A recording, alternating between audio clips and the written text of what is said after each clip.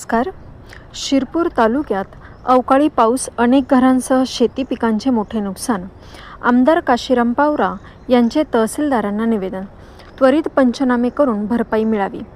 जाणून घेऊया सविस्तर माहिती.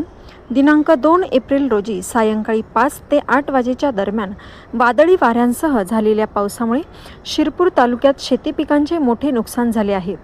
केळी, पपई, गहू, हरभरा आणि टरबूज पिकांचे मोठ्या प्रमाणावर नुकसान झाले आहे, तर अनेक ठिकाणी घरांचेही नुकसान झाले आहे.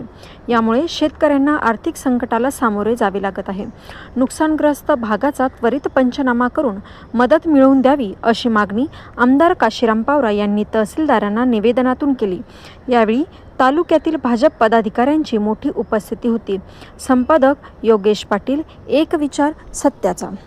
वारंवार नुकसान होत आहे, तर हे नुकसान भरून निघालं पाहिजे या दृष्टिकोनातून आपण सगळ्यांनी शासनाने सतर्क राहून पंचनामा करून सर्कल तलाठी असेल, कृषी विभाग असेल, सगळ्यांना आदेश करून पंचनामा करून शेतकऱ्यांना जास्तीत जास्त मदत मिळाली पाहिजे या दृष्टिकोनातून आम्ही निवेदन दिलेलं आहे. याच्यामध्ये केळी असेल, पपई असेल, गहू असेल, हरभरा असेल, बाजरी असेल, पपई असेल, आणखी जे इतर पिकं आहे, टरबूज असतील, ज्या ज्या पिकांचे नुकसान झालेलं आहे त्या पिकांचं पंचनामा करून शेतकऱ्यांना मदत करावी.